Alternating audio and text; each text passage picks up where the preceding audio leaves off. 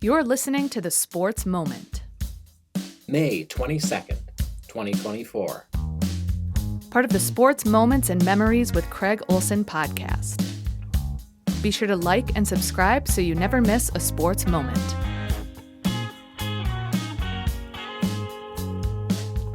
Sponsored by Pemberton Law and Lake Area Docks and Lifts. Lake Area Docks and Lifts, more than just docks and lifts. Lake Area Docks and Lifts. Welcome to the podcast. Yesterday's rain did cause some problems, although give credit to the tournament directors and activities directors who had moved some games from yesterday to either Monday or today or tomorrow, knowing that Tuesday was going to be a problem. And it was. The Section 8A individual tennis tournament was postponed today. The Otters have Jackson Lisney and Leo Shire competing in singles, and the doubles teams of Trey Smith and Lance Johnson and Jose Rodriguez and Clayton Peppel are also competing today. If they advance, they will compete on the final day of the individual tournament tomorrow. Now, the team season is done for the Otters. They beat Osakis in the opening round of the team tournament on Monday and then lost to top-seeded Minnewaska area. Also yesterday, the Otters softball team was scheduled to open their postseason against Little Falls. That got postponed to tomorrow, and the Flyers and the Otters will play a 3 o'clock game tomorrow in Cold Spring at Rocori High School. And then the winner of that game between the Fergus Falls and Little Falls softball teams will go up against top-seeded Rocori in the second game of the day. So that's the scoop on the games that were postponed yesterday. Now, of course, today the weather is much better, and that's a good thing because today on the schedule, the second day of competition in the Central Lakes Conference Girls Golf Championship meet. They competed at Madden's on Monday, and the Otters are second in the team competition, 16 strokes behind Sartell. And today they wrap it up with another 18-hole round at the Wapakata Golf Course in St. Cloud. Annika Jerkis shared the medalist honors after day one, so good luck to the Otters today as they compete in St. Cloud. Now, the Otter boys golf team will compete in the Central Lakes Conference Championship tomorrow at the St. Cloud Country Club as they get to their conference tournament as well. And it looks like the weather will be okay for that as well, although there is a chance of some rain tomorrow around the area. Well, one of our sponsors of our podcast is the Pemberton Law Firm. They have 4 locations around the region to serve you. The office in Fergus Falls and in Wadena, Detroit Lakes, and Alexandria. And, of course, you can always access them online at pemlaw.com. Pemberton Law carries a legacy of trustworthy and reputable legal representation dating back to 1883. Lake Area Docks and Lifts offers premium waterfront equipment sales, service, and installation. Best quality and service at the best prices. Just ask your neighbor at the lake about Lake Area Docks and Lifts.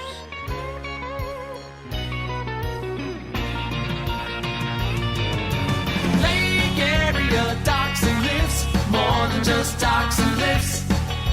Lake Area Docks and Lifts. Kylee Dingwall, who's a senior at Brandon-Evansville High School and an outstanding 3-sport athlete in her years as a Charger, is going to be playing basketball for sure and possibly volleyball at the University of Minnesota Morris as she begins her college days this next fall.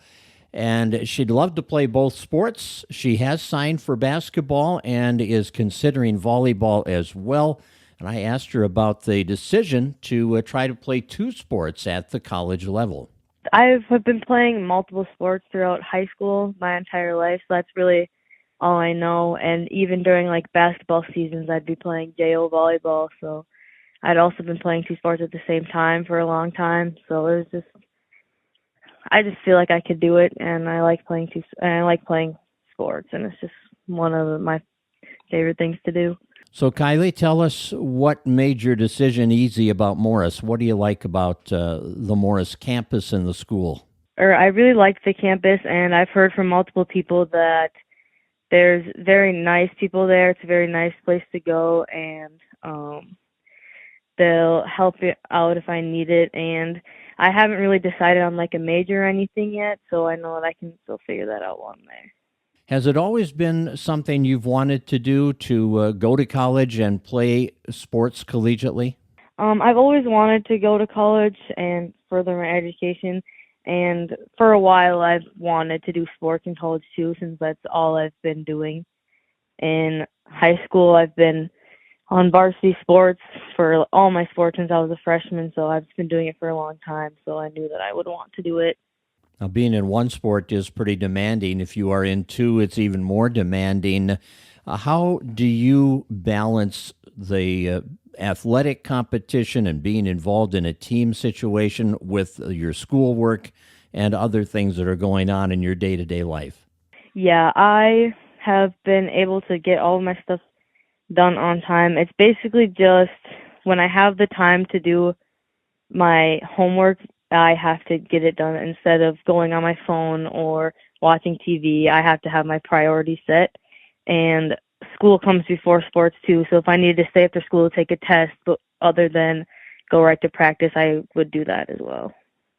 As you look at your high school years, and you had some great teams that you were part of, what kind of stands out as far as those years? All of our teams have been very committed, and that really stands out to me because even for such a small school to have not a lot of kids and everyone is committed to their sport and wants to be good and all that, it's a good thing to be a part of, and I really enjoyed it.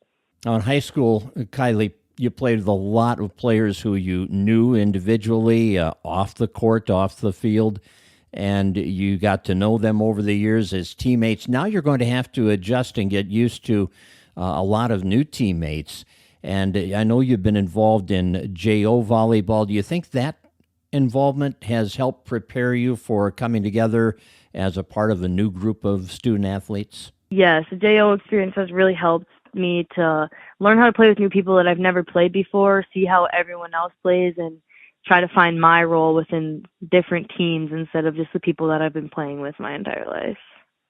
Kylee Dingwall, graduating senior from Brandon-Evansville High School. She'll be playing basketball at the University of Minnesota Morris and hoping to play volleyball as well, two sports at the collegiate level. Well, the Minnesota Twins finally got a win. They needed that. They'd lost 7 in a row, and they broke that losing skid yesterday, and they did it in a big way. Byron Buxton hit a pair of home runs and drove in 3 runs. Joe Ryan pitched 7 scoreless innings, and the Twins win 10-0 over the Washington Nationals. Jose Miranda and Willie Castro each added 2-run homers. Now the Twins will try to win the series when they play an afternoon game at Washington. Simeon Woods-Richardson will get the ball for Minnesota. He's been pretty good, 1-0 with a 2.97 ERA. And the Nationals go with right-hander Jake Irvin, who is 2-4 with a 3.91 earned run average.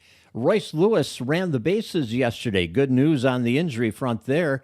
First time he's done that type of an activity since going on the 10-day injured list in late March. Now, he's ways off from getting back to what they call baseball activities, but hopefully he's on a faster track to get back in the lineup. They've always been saying around the All-Star break, Lewis has been lobbying for an earlier return. We'll see how it all plays out, how he responds to the first few times that he gets out and does some running. Certainly would be a boost for the Twins to get him back. They've got quite a stretch coming up. After today's game, they get a day off tomorrow, and then they open a 13-game stretch against teams that are in contention, starting with Texas this weekend, and then Kansas City 4 straight starting Monday at Target Field. And then they go on a 9-game road trip, which will see them go to Houston, New York to face the Yankees, and Pittsburgh. So they've got a tough 16-game stretch coming up after today's series finale in Washington. The Dallas Mavericks and the Minnesota Timberwolves begin the Western Conference Final Series in the NBA tonight. Game 1 is at Target Center. Game 2 is Friday at Target Center. The Wolves are 4.5-point favorites to win the opener. They are also favored to win the series, and they have won 3 of the 4 meetings between the two teams this season. So you have to like their chances with the home court advantage in their favor. And the Indiana Pacers, massive underdogs in the Eastern Conference Finals, coming off a dramatic victory over the New York Knicks at Madison Square Garden to advance to the championship series against the Boston Celtics, forced overtime last night. But they turned the ball over in overtime, and that helped Boston win 133-128 to open the best-of-7 series. Game 2 is tomorrow night in Boston. And in the National Hockey League playoffs, the Eastern Conference Final Series between the Panthers and the Rangers gets underway tonight in New York, while the Western Conference Final Series between the Oilers and the Stars begins tomorrow night in Dallas. And that'll do it for our podcast today. Thanks for joining us. Hope you'll visit us again tomorrow. Have a great day. You've been listening to The Sports Moment with Craig Olson. Sponsored by Pemberton Law and Lake Area Docks and Lifts. Produced by Sunroom Lab. Music by Blue Red Roses. Subscribe wherever you get your podcasts, and thanks for listening.